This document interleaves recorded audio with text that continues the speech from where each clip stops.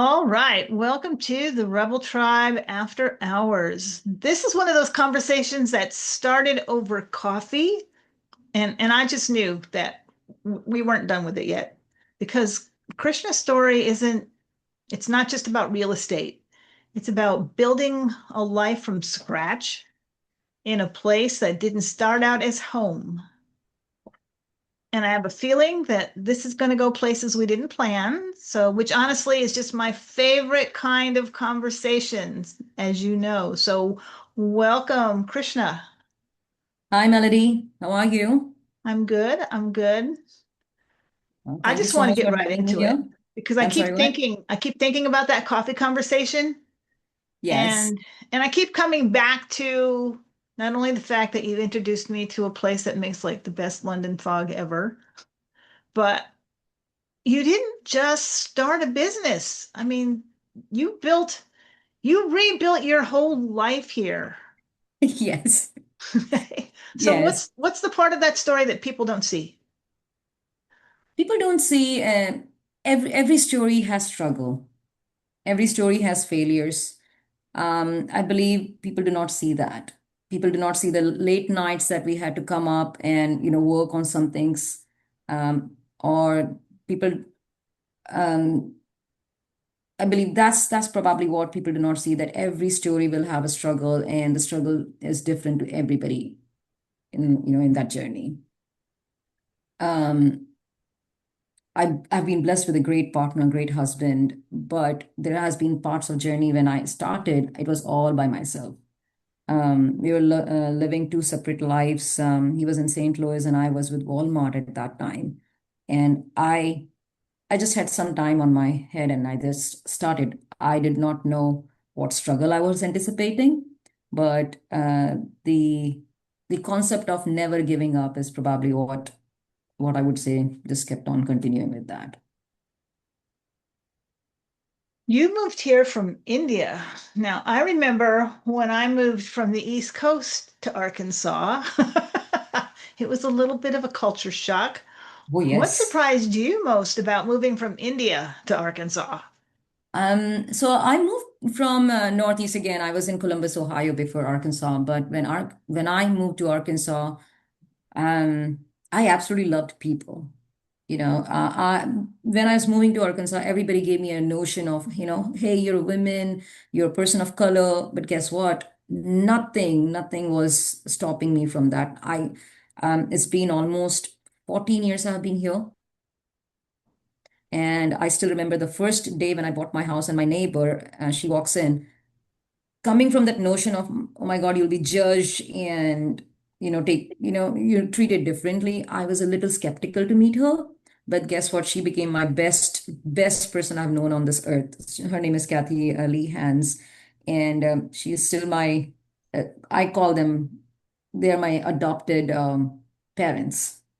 So they will take care of me. They have been, and they are the one that made my life in Arkansas's best. And it's that thing started my confidence in people. And I've met several, welcoming people in Arkansas. They have, welcomed me with both hearts and both hands and hearts. I don't know how to say that, but yes. So it's the warmth that has kept me here. Was there ever a moment that you kind of thought, oh my gosh, what did I just do? Positively, yes. Several times, I believe we have done. We have done great. We have achieved a lot of stuff here. Negatively, almost every day. I'm sure there are things that I'm like, oops. There are several oops moments. When you take over what we just did. But positively, yes, we do think we have done good to the community as well. So.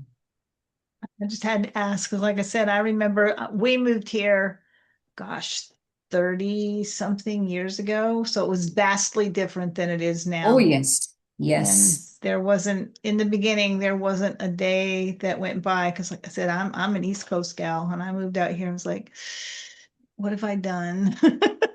I believe my first when I was called for an interview from Walmart, it was February of 2011, and I remember taking that flight, getting into the XNA, and XNA was probably 4 or 5 gates then, and it was late at night, and I was freaking out to where I have been. I mean, no development, single lane road from the airport to my hotel. It was Lakita where I stayed.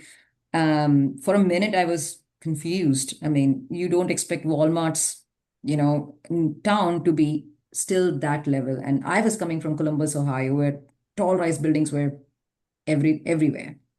So that did surprise me. But I've seen a lot of growth. Yeah, the first 7 years, I believe, I saw one single road that was a regional airport boulevard getting the right side fixed, then the left side fixed, then both sides expanded. It was something. I remember those days when I was excited that we are getting something. I also remember those days where GPS would take you, we used to have those Garmin GPSs in the car, Oh, yes. and it would take me everywhere but the location. Oh, yes, I know.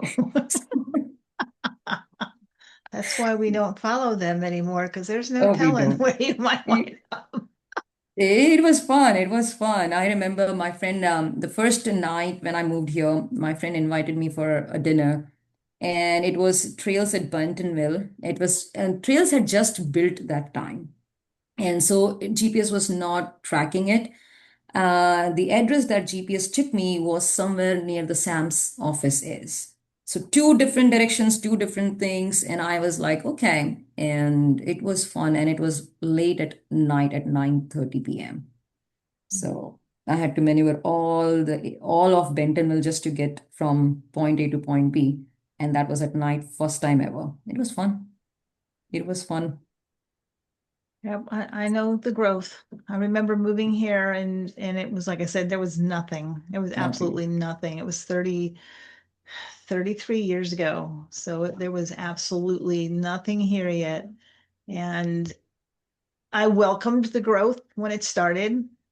It's like, oh Yes. yes, okay. And now I'm like, Yeah. yeah. I I agree with you. I think, we love people, but then with people comes the uh, culture. And I'm a transplant. I'm just 15 years in here. I love every bit and pieces of Northwest Arkansas, everything. There's nothing that I would say, hey, I don't like. But I'm coming from India. I learned driving in the state of Arkansas. I remember driving on a 45-mile road at 15 miles per hour. And I still remember nobody would even raise a fit or, even honk at me. I just fell in love with the simplicity that, our area had. I welcome the growth because it's my business. That definitely helps me. But I would love to, keep the culture and, protect it. So that's probably where I'm like, you have seen the culture change a lot, probably from where 30 years is a long time, you know. Yes, I have. And I don't know. Do you feel like the same person here that you were back home? Because I know, like I said, when I first moved here, I was like, oh my gosh, what have I done? And now I'm here and it's like, oh no, this is home. I love it here. I wish it wouldn't quite grow like it is. So I have changed so much being Um, here. I'm no longer that person that I was when I first moved here. How about you? I I believe I've continued being the same. I believe I've stayed the same. I loved this was home the day I came in. I was skeptical to move in here. Absolutely. I came here for Walmart. I was just looking to do my job, get out, maybe spend a couple of years. Never thought it would be home, but people, they have kept me. They have allowed me to be independent. They have allowed me to express myself. India being a patriarchal country, it's very difficult to be who I am, today. The success, I owe the success to the people of Northwest Arkansas. Um, it's not that I would not be successful in India or anywhere else, but there is a difference. And Northwest Arkansas gave me place to be who I am, no questions asked. So, and I wanted, I mean, there was like, you have a soul. In India, I was always, be the second in command or judged differently, but when you come here, the freedom, and I was always a rebel. I will always be me as a person. And I always believe that that was, even though I love India, I mean, I've been raised, I love their food and everything. I think I owe a lot to India too. But I believe the person I was here, this is home. This is absolutely home. And So you started a business here. I can't imagine. I mean, naturally, I started my business here, but I was here for many years before I finally did that. I can't imagine moving here and especially from another country and then deciding to launch a business. Yeah, a real estate company and real estate. I mean, that's not an easy business to be in. you're right, Melody. I think I don't know how I got into this. And when I was with Walmart, I was planning to be a solutions architect or the architect for the company. I was always a tech person. I did not see another life. It's just that life through some, other side hustle, a side hustle converted into passion, passion to grow. And then I never knew when I started really helping people, because I still remember that day. I took the license because I was developing a software at that time. And I was trying to hook up into the network of realtors because that network is pretty strong. So my intention was like, hey, I would launch this product and I will make some friends with somebody and see if my product gets launched.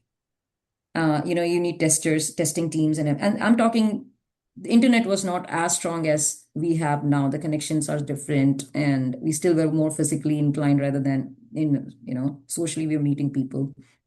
And I remember my tenant coming to me. I did have few investments by that time, and my tenant coming up and saying, "Hey, our lease is coming to an end. We need to buy a home." And I said, "Sure. Let me know, and who are you working with? We'll have a way figure it out." They said, "No, we want you." And I had not sold even a single home. I had got the license, they knew it, and I just was 3 months into it, zero experience. I refused, but they insisted, and I said, "Okay, fine, I'll give it a shot." The day I handed over the key was something changed in me.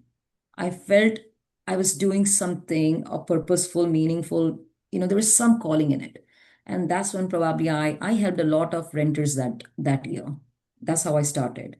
Um, I started my company later onwards because I just wanted, to bring something to the area which does not exist.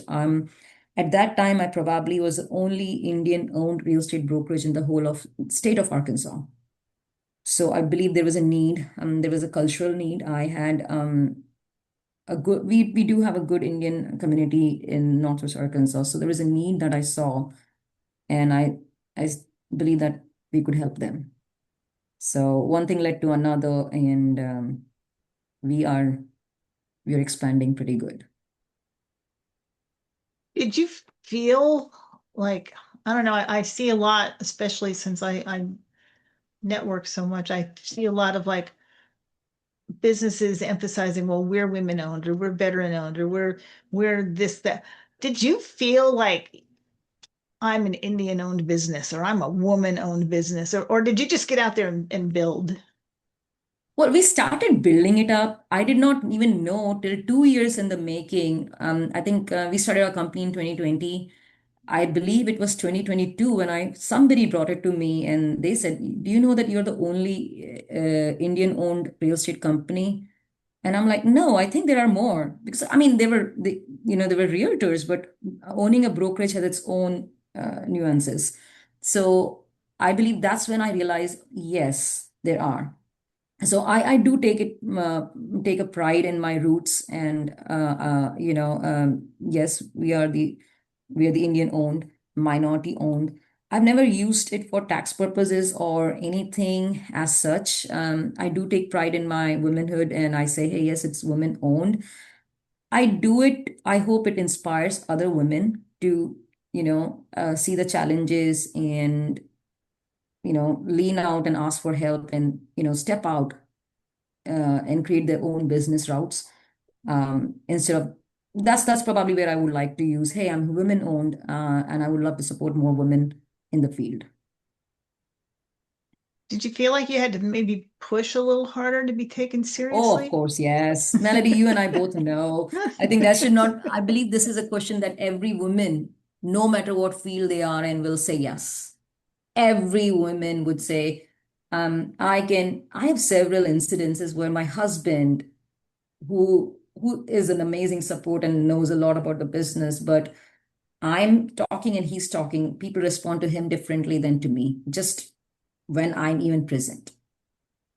So, and regarding the business, this is just one-on-one conversation, but regarding the business, yes, there are days when I have to command authority a different way. So the answer is, I believe blindly the answer for that question is yes. Everyone will say yes. And it's a sad Yes. part. It's a sad part. Yep, I know. Yeah. I'm sure you would have gone through the same thing no matter which route you're choosing. Yep. It's true. That's why I had to ask if somehow you managed to escape all that. But nope. Uh, if I've ever talked to a woman on this thing and asked that question, if any of them ever tell me no, I will be very surprised because it's just part of being a woman. We always have Eh, to push harder before. Absolutely. I think our society is not where it should be when it comes to women-owned businesses. I have networked with several great women entrepreneurs, and I'm amazed the kind of thought process they bring to the table. I've seen men, I've seen women, and I'm not gender biased, but I believe there's some great businesses owned by women, and we need more of them. I want to talk about real estate because it intrigues me, not enough that I ever would want to give it a try. Oh my God, yeah. But it does intrigue me. It seems like it's a business that's kind of built on trust. Absolutely. How do you build that? I mean, you're from a new country, you don't know anybody here really. How do you build that trust? It's a very tough question to answer. Trust is, I mean, I had a good relationship when I was with Walmart. I had some peers that are still, and they are my clients. I have some clients that have been from with me from day one. Um, I believe most of my clientele has been on a verbal get to know me kind of person. And that's how I do. Have not spent a dime yet on any of the social media marketing or any of the marketings yet, though I do plan to. I do plan to because I think it's something that my company is, approaching that. But till now, we have never, everything is word of mouth for us right now. And I really do not know how to answer that. Why would somebody trust us and how would they trust us? Because it just, I think there is a need in the area. And when you pick it up, people just try to, give you a give you a kind of, hey, let me try that, you know. And then when your experience is good, they continue to, bring more business to you. So and I'm pretty somebody who does not sugarcoat anything. So probably that's another thing that many people like that, hey, they will tell you as is. It's not about the business, it's about how to grow together. Most of my clients are actually investors and developers in the area. And it's if there is a project that we believe that it's not a good fit, we just back off or we do not go from there. We it's we have built trust that if I give them numbers and say, hey, this is not going to be a good one, we do a lot of, initial studies before we even take on a project, before even present it to clients. And if we say no, I believe they have understood our experience. They have understood how we work. and they will not proceed on that project. So Well, if everything you've built so far is word of mouth, then I think you've done a pretty good job of building that trust because thank you. Yes. And I mean, I believe when you focus your energy on trying to solve a problem, then to see, oh my God, what is this going to bring to me? That's what the difference is. People know that we are trying to solve the problem. We are not going to be somebody who is like, okay, fine, this is a deal, this is transaction, done, and move on. I believe we go in there. There are When you work with investors, I tell them not every house is for them. Plain, blunt, and honest, because they have a portfolio. We have created portfolios for investors. So we tell them like this probably is not a good fit where you want to be.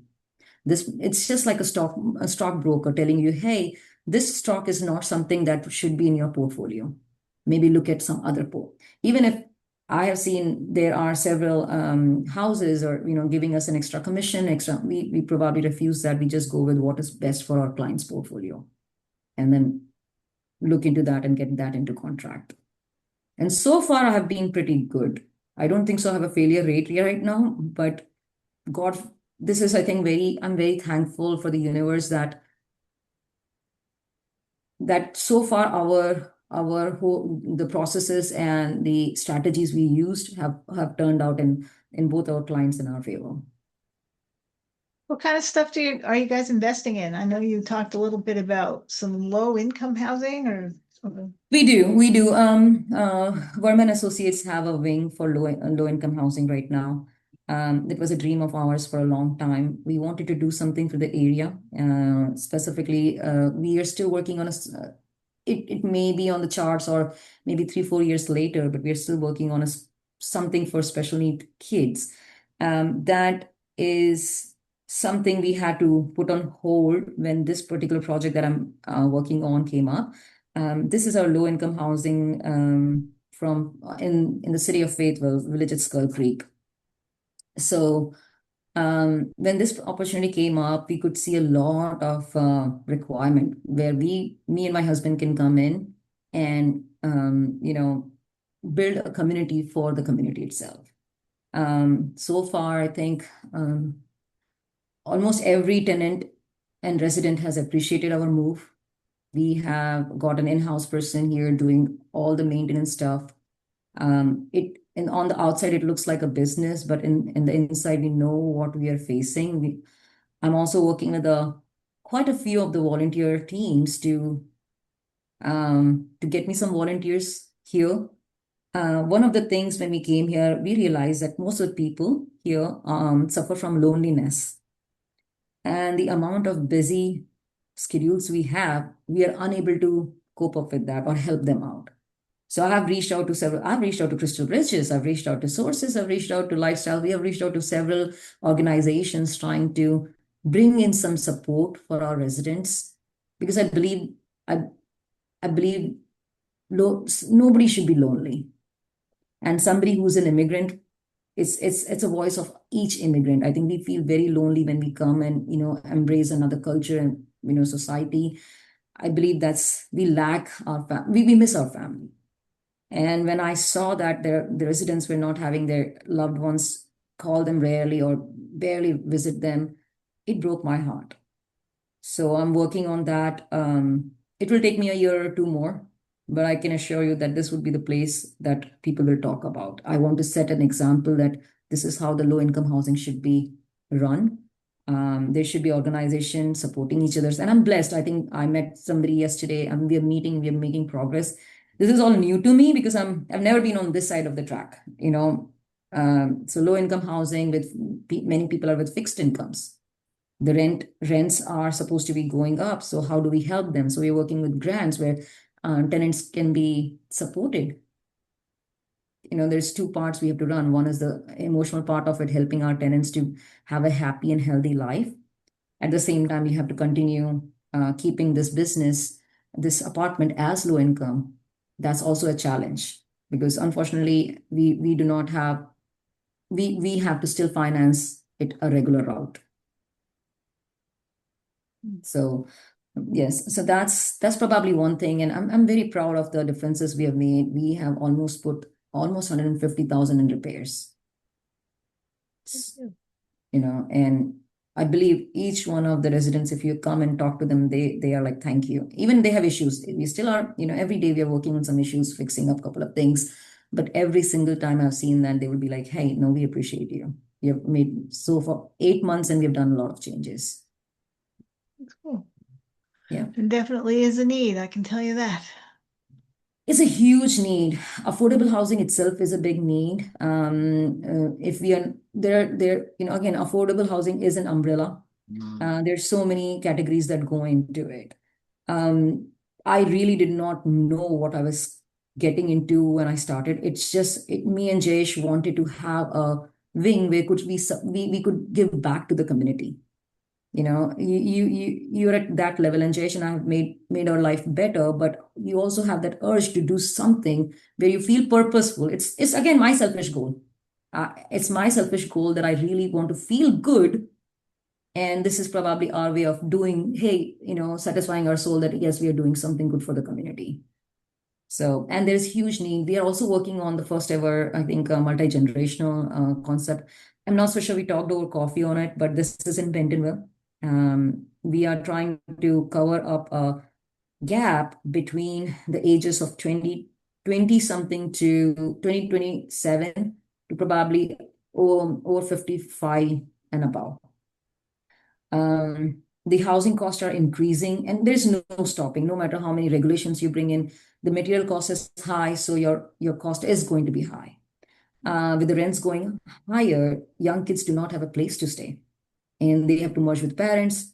Small housing makes it difficult, so we're coming up with a concept that would allow the freedom for kids to stay while with their parents and have a full privacy. And we are not cutting corners in this. We are bringing some luxury items for this too.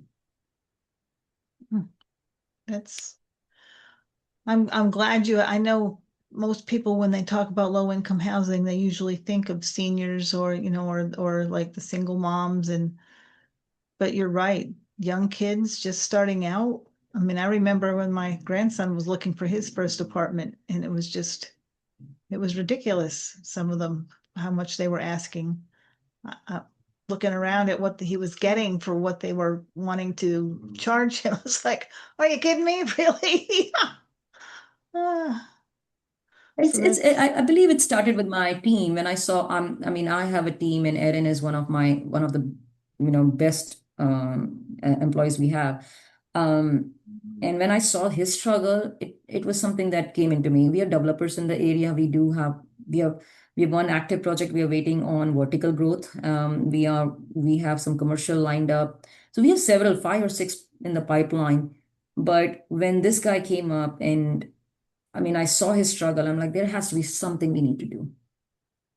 And our salaries, yes, the corporate pays pretty good salaries probably, but we are talking about normal people out there who are young kids who are just stepping out. They definitely need handholding right now. I don't know how they can survive. I don't know how I would survive, and I'm pretty frugal, but I don't know how I would survive, let alone my heart breaks for them. So we want to dedicate this project for youngsters, and I hope it brings we are able to bring that change that we are hoping for. sweet. Well, I So hope so I because hope, yes, and I also, I mean, there are many developers keeping an eye on this. So I hope once we make this project live, many other developers see this and bring something similar models so that I mean, we just have 40 lots. I don't think so 40 would do. It's a drop in the sea, in the ocean, right? So I hope other builders see that need, and, they start building something similar. So let's talk real estate a little bit, just real estate in general, because like I said, it's always intrigued me a little bit. What do we hear all the stories about real estate agents and realtors and the housing market and what do people get wrong about the real estate industry? That it's easy, it's rosy, and that it's always that selling the sunset, is that something, right? I think there is a show, and selling the sunsets or something. I'm sorry, I don't watch much of the televisions, so it's not easy. It's I always tell people that a realtor or a real estate agent is that insurance you take, You pray that everything goes out and you do not need it, but a agent is there when you need them. Most of the transactions, yes, on paper, they look very simple, easy. Hey, you fill something forms, and yes, the AI can also do the job. I don't disagree on that. And I believe that will be the norm. But a good agent would ensure that you know what you're getting into. Selling a house is the easiest part, but what problems lie into, what exactly goes behind, what can go wrong, and they're prepared for it. So yes, it's not easy, but it's beautiful. It's rewarding. And I mean, guess you're being a part of somebody's dream and journey. I mean, that's beautiful. So since you're doing mostly word of mouth, people are obviously, like I said, that trust has definitely been built. What what makes someone choose you?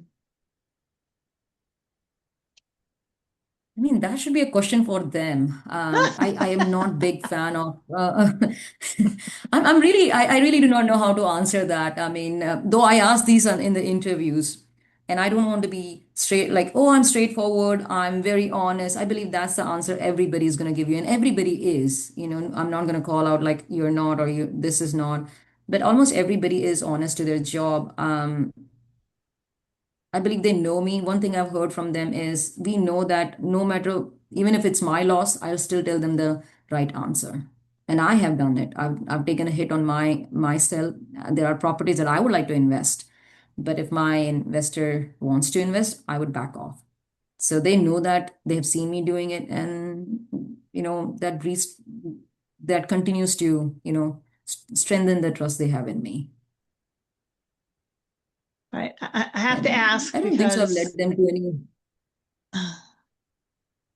I have to ask since because it always amazes me. I've met so many people here from other countries, and some of them I've had to ask like, how did you even find Arkansas? Because it's Oh, not that's a good like question. Melody, you that's a very know. good question.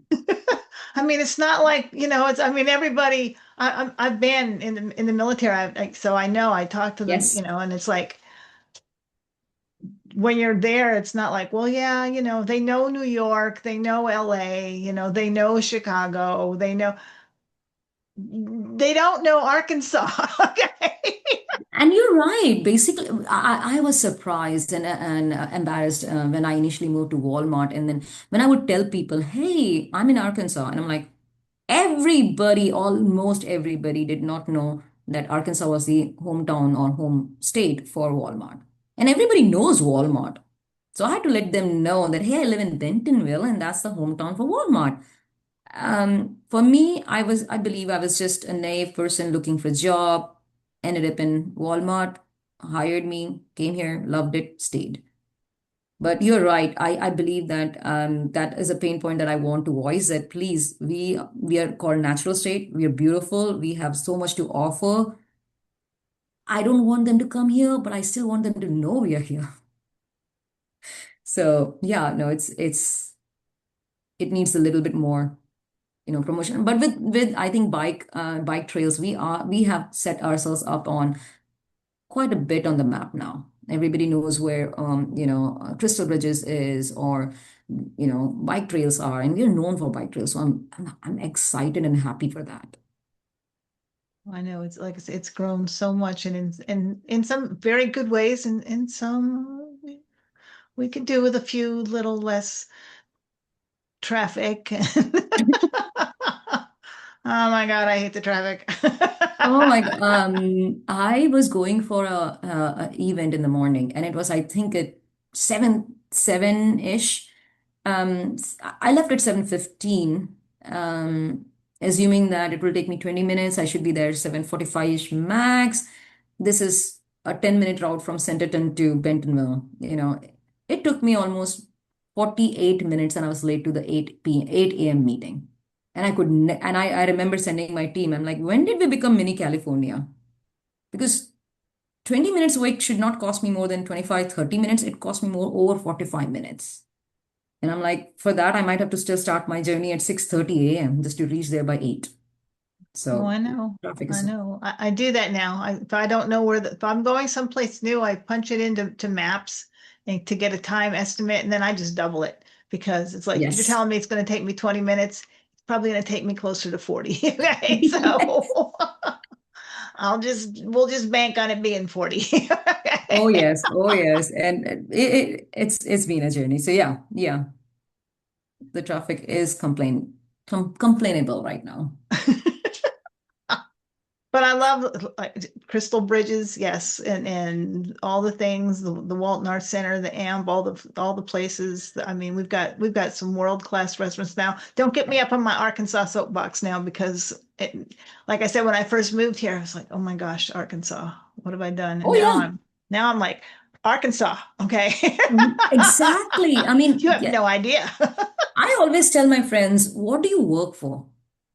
Excuse me, you work for your family, but you do not even get time to spend with your family.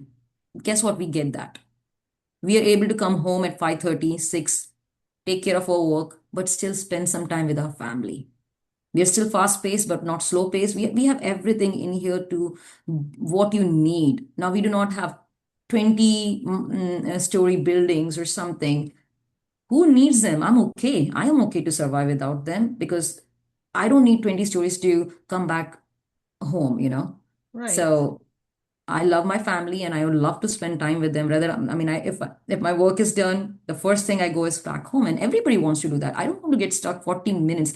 That's 40 minutes less of my life with my family. I would rather have 5 minutes traffic, which I I would know. love to get back. I don't think so. We'll ever get that time back. I know. And it's so like you said, it's beautiful here. We have the trails, we have the lakes, but then we have world-class restaurants and a world-class museum and a world-class performing arts center. And it's like Oh yes. we have all of this stuff here. And when Have you seen? now that I'm extolling so much about Arkansas and you decide to move here, call Krishna. Okay. That would be great. Have you seen the new awesome was it Awesome Health Center? Oh Alice yes, yes, Walton. yes. Oh, Alice I've loved Walton's that. the Holistic Health Oh, Center. Yes, it's it's gorgeous. It's I am beautiful. so thankful that we are getting these centers here. We Yes. definitely need, I mean, while we love it, I'm not going to deny that we need a little bit more of progress and health centers, child care facilities. There's a lot of opportunity. If anybody is listening to this podcast, please look at us and bring some good, uh, good child care centers, good healthcare centers, senior living, and more. So absolutely, I'm rooting for that. Yeah, senior centers, especially. I remember when my dad was living with me, there was basically nothing for him to do, really. So, yes, more senior centers would be nice, please. More childcare would be more affordable childcare Childcare. would Thank be you. Thank nice. you. Yes, yes. And I'm glad we are voicing the same concerns here. And there is a need of affordability, in childcare or any other services, to be honest. And I'm part of it. I'm part of the problem. We are in the trade. So we are also, unfortunately, we cannot cut cost here. And we are surprisingly, do not know what's up with my words today, surprisingly more expensive than Texas or some other states I've compared to. And I mean, I wish we are a little bit more affordable for our new generation. So yeah. What's something about American culture or Arkansas that surprised you or still makes you go, what? I just think I have a very happy feeling about Arkansas. Like I said, when I joined Walmart and before I was joining Walmart, I came from IBM and my IBM folks were like, "You're going to Arkansas. Do you even know how it is, what it is? You assume Arkansas be a jungle or wildlife, not even developed, and that is the picture I was sent. Like I said, I think I just have good things about Arkansas. I still people amaze me. I cannot count on my, like, I do not even know how many times people have been helpful to me without asked, without being asking them, without doing. So I just, I don't know if there is anything I wonder that on a negative sense that why do hillbillies, yeah, I mean, I'm like, hey, you guys still exist, kind of thing. But Because I've been in Eureka Springs, and when I first saw, I loved it. But then, it's a different culture from Northwest Arkansas. I like it, but we are so different. We're so different. Yeah. Think that's something that did surprise me. I was amazed because when I first got here, I was working in the nonprofit community, and I was amazed at how giving Oh yes. this part of the Yes. country is. I Yes. was just Yes. like absolutely just I couldn't believe because I've been in other places. I've been, I've volunteered for nonprofits or what all my life practically, and to see the support from this area when something's going on and there's a need, they just kind of stand up and rally. It's amazing. I was just blown away by the amount of support that people give here. Absolutely. It just I've never seen anything like it, to be honest. I agree. I agree. I come from, like I said, I come from Columbus, Ohio. Love the place, but there is a difference. There is a difference of how people treat you here. You are a family here. You are not a stranger. Everybody will take you under their wing and help you out. Everybody wants you to grow. Everybody wants the best out of you. It's very rare do I see. Um, of course, I'm a person of color. Of course, I'm a woman. I'm not going to deny that I do not have experiences that I should not have. But those are very rare and few. So yeah, this community is amazing. Yep. You don't see me. It's home. Like you said, it's become my home. It's I love home. it here. Yes. Yes. Do you ever miss anything from India? I mean, I have to admit there's sometimes that I miss good seafood because you can't find good seafood here. You Okay. you spoke my language, and I'm like, you know what? Oh my God, what are you asking? Yes, food. Food is something I'm foodie. I'm extreme foodie. I can eat anything. I'm a vegetarian by birth and now by choice. But I just love food. Sometimes, to be honest, sorry guys, but no offense to the restaurants here, but I go to actually Canada and try some Indian food. There are days when I feel like, okay, where can if I'm looking for something, I just go to Ontario, fly in for a day, grab something, come back. And I've done it. I've done it quite a bit. So I believe I just miss food. Short answer is I can always have more food. And I'm blessed. Okay, so let me also bring in my mother-in-law because I'm super blessed to have her. She stays with us. And like yesterday, I was a little off and I said, Mom, can we make this fritters? She makes a certain kind of fritters. And she's like, what happened to you? The first thing's like, are you okay? I'm like, yes, I'm overworked and, burnt out a little bit. Can you please? So food, she made me some amazing fritters. It calmed me down yesterday. So there are things that, wine can't do, but your mother's food would. So I chose food. It was, and I should have you sometime. I mean, if we ever meet, I would love to. And at one time I used to have a food truck too. So maybe sooner or later I might go back and when I'm gonna retire, just want to serve, I would go back into hospitality. For anybody that's listening, we both need food. Okay. And I understand we're a landlocked state. I get it. But Hey, you surely can there's a say, way to do better seafood. Okay. oh yes, yes, yes, yes. So And what I'm kind of sure do you like a certain seafood? Have you tried local restaurants here that you really, really like I or I've close? I have not found anything. I mean, like I said, I'm an East Coast gal. It's fresh. It's like you go down to the pier and, you know, get Yeah, your food and or you sit in the restaurant that's sitting on the pier and you know that they got their food that morning. They got their delivery that morning fresh up, so so yeah. I understand. You can't do that here. I get it. I get it, but boy, sometimes I miss it. Oh my God. No, I totally get it. I just food makes our life go crazy. I mean, that's what we are here for. I mean, I believe I live for food. So sorry, I don't look like one, but I really, really I know Well, what I eat. So unfortunately, I look like one too, so you can tell I enjoy my food. Oh my God. I'm just thinking, now you're making me think, what should I tell my mom? What should you be making today? The poor lady really made try to, she does good. She really loves cooking for us. And there are days if we do not eat, she's upset. And we have to finish that food just to ensure she's not mad at us. So there's like chemistry is totally different. If you do not eat her, she's like, I made all the food for you. And I'm like, yes, you did, but I'm sorry we're not hungry or we are not. Yeah. There are days we have to just eat it so she's not mad.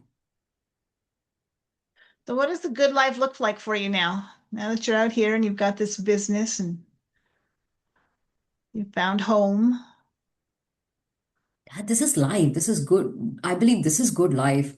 I don't know what retirement looks like. If that's a question, I have a great team, supports me a lot, handles my tantrums a lot. That's what I should say. I have 5 men team, and they handle each and every tantrum of my life. So I'm blessed to that.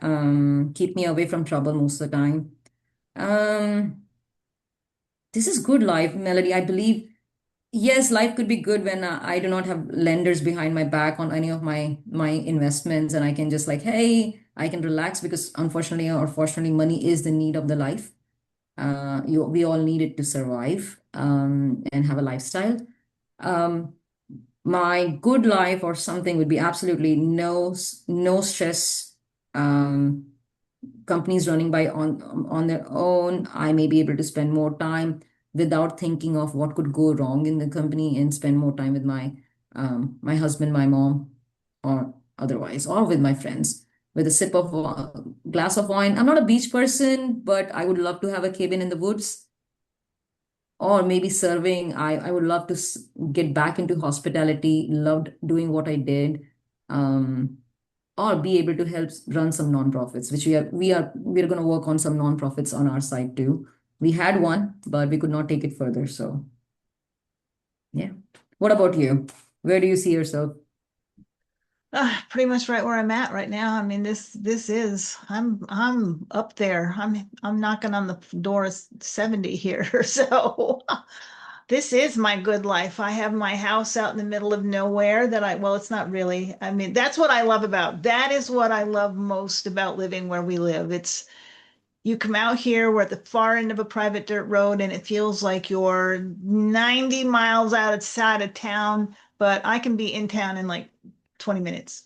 Exactly. And the best part is you are a part of the nature. You have birds to, sing to you. It's peaceful. And I love that. I'm glad that we live in a part of the world where we are still close to the nature and it brings peace. And you're doing great. I think, I love that you have the passion that you showed me. And when we met, I was like, that's inspiring. That's inspiring because I've thought several times to start a podcast and I don't think so I have the vision or the courage it takes to be on the camera, be vulnerable, be real. It takes a lot that I'm sure, just like I said, real estate people seem that it's easy. All you have to do is just show some houses and sign some paperwork, but the real ones know the trouble behind the doors.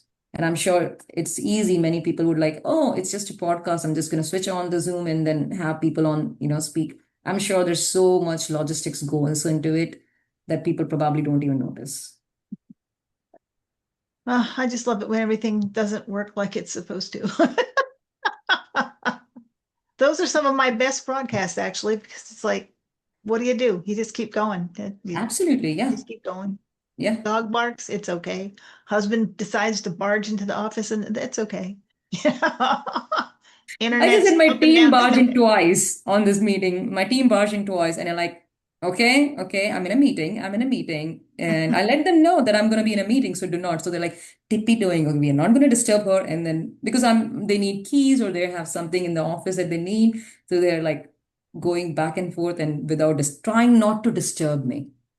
Like I said, I mean, my team is good and they ensure that, and they pamper me a lot because I'm the only girl in the team. So they ensure that, you know, my tantrums are taken as a command.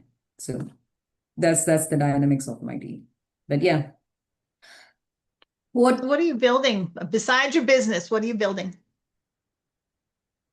Oh my God, you're asking me these questions on a podcast. I'm thinking, how do I answer? Now that you told me, like, okay, people are going to listen. What am I building? I think I'm building a good life. Coming back to your thing, um, I'm working on a nonprofit. I'm working for couple of grants. I'm working on projects that could help my residents in village at Skull Creek here. Um, we have again. I think my life revolves so much around my work that I think every question you ask me, I probably will route out to, hey, I'm building this, I'm building that. I'm pretty content with what I've built in my life as a person, as an emotional person. If another thing I would like to do would be or build would be a dog shelter, a no-kill dog shelter or animal shelter someday. Oh, let me know if you decide to do that. I'm all in on helping you with that. I might because that has been a dream of mine. I've heard some stories, and I just hope we're able to provide some dogs something. And I do I do support pet shelters more than I support human shelters.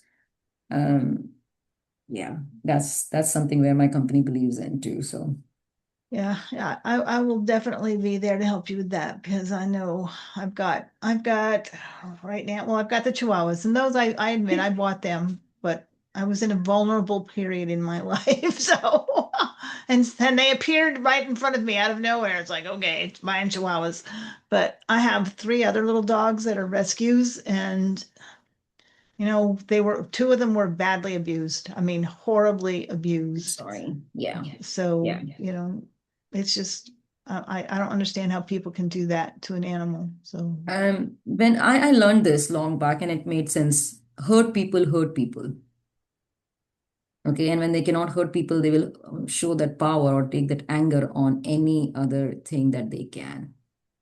And I believe again, I'm gonna sympathize with them because we as a society need to work a little bit more towards controlling how we treat our human beings, so that we can lash out less on our animals or on pets or something. And this is not new. This is something that I have also seen. I've seen things that I probably don't know how to express it. And it's not always physical abuse that we need, it's shown. It's my dogs are a part of my family. I always threaten them that I will rehome them. I still have them since 15 years. I do not know what I'm doing with them, but there are days I'm like, hey, you don't behave, you will be rehomed. But yes, absolutely. I think, Melody, I would love to have connection with you and other people who we can. That would be a dream of mine to have a no-kill shelter soon enough. so So what's yeah, what's something people assume about you that's not actually true? Like I had no idea. You don't, it's a good way to put this. You did not strike me as someone that would have a dog or two or I mean, you're busy. You're interesting. always you're always busy. So, and it's been my experience that, busy people don't have pets because pets require care. And You so, are right. You're right. One of the best part of this job is, or the company I have is, I can be the boss. So my dogs are welcome, so they travel with me almost 90 to 95% of the time. It's just very few places where they are not allowed as I do not take them. If I'm with you, they probably are in my car. Luckily, I have a car that allows me to control the temperatures with my phone. So I can keep an eye while I'm shopping or doing something where I'm not. Um, I just don't think so. I can live without my dogs. But you're right. One of the things that I often come across when people start knowing me is I did not expect you will be too friendly. I am very friendly when once people start to know me because I love helping. I'll go all over the board if I like somebody and I'm like, okay, they're my team. I'm gonna go and be protective of them, be doing this. But till they break that barrier, the busy life I have does not allow me to become that warm on the first meet. It takes me I'm too short answer like, okay, yes, no, move on. That's it. it takes them time when they become my friend and they're like, oh, I assume that you'll always be very cold or very, unapproachable, but no, I can call you. I'm like, yes, if I'm not working, I would be happy to help anybody, kind of thing. So that is one thing that I often get complained about.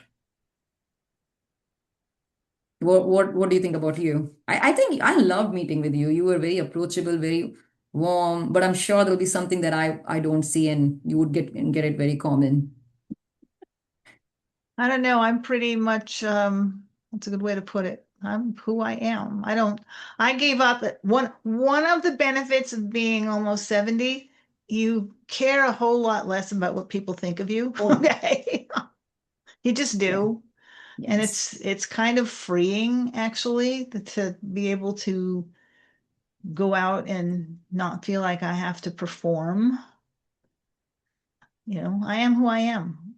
I'm 70 and I am who I am. And if you don't like me at this point in my life, what can I tell you? I am not everybody's cup of tea, and I freely admit that. Oh, absolutely. Absolutely. And I think that's the way we should bring everybody up. It took me some time to be out of that notion. I remember the first time I heard something and I reached out to my husband because it was hurtful. I said, no, I'm very friendly. Why are people feel that I'm not approachable or I'm not available to them? I'm not easily available to people. I'm so sorry. I just keep my schedule so busy that I just have started apologizing for people that please, I'm so sorry. It's my calendars do get booked quite a few weeks in advance. So my apologies. But as such, I'm out of business. I would love to stay in touch and be social. So the first time somebody brought that to me and I went to my husband crying and I'm like, I don't know what to do. But he was the same, and you have to do what you have to do. Let people decide, you know, what they want to decide. There's no control. You do not have control over it, so why fret? It took me some time, and still sometimes it hurts me, but yeah, I think I'm starting loving it and live by it now. I think the thing I need to remind people is do not ask me a question if you do not want an honest answer, because once you ask me the question, I will tell you exactly what I think, whether I am not that person that's going to pat you on the head and be like, oh, it's okay. No, no. Okay. If you're asking me a question, I'm going to assume you want an honest answer. And that's what you're going to get. And I have found that that does offend people sometimes. They're just It like, does. what, It what, does. what, what? You asked. Okay. You asked. Once you ask, there you go. Oh, absolutely. I was browsing Amazon and there was a shirt called "Do you want my honest opinion?" If I ask, "Do you want my honest opinion?" Say no. So I love that. And I'm like, one day I'm gonna order that shirt because that's me. I probably should have it all the time. You know, don't, don't. And there's another one. Before my mouth can speak, my face will. And that's me again. My face will definitely let you know. I mean, I attend my team meetings with my cameras off because I know my team would either be, they will always, I'm the boss. I'm sure they are going to look for my approval on anything they say, they do. They're looking for me. And I just can't keep, I mean, when you are at that position, that I know that's my weakness. So I don't want to intimidate my team. There are times when I keep my cameras off. Of course, in a meeting, of course. So yeah. What part of your story do you think still deserves a little more credit than it gets? Melody, you're asking questions are so wonderful and intriguing. Like, they are making me think. They're really making me think. Most of my podcasts are always about real estate and what's real estate doing and things around the area. I love that we are discussing something out of it and a little personal. So what life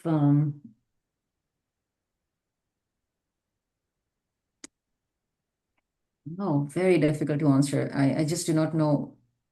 Keep my life, I try to keep my life pretty private. Again, I don't know, Melody, how to answer that. I believe I'm proud of our new wing that we have created, low income housing. I've been, asking for help, and I'm very, very, very proud that we are stepping into low income housing and we're making a mark on that thing. And I think people should see that, look into it, and see if there is something they can give back to the community. And I would love them to. Um, I don't live off others' um, opinions or things. Though they hurt me, I think they hurt everybody if they're mean and they hurt. But that's not how I see myself. If that answers even a close to what you are asking me.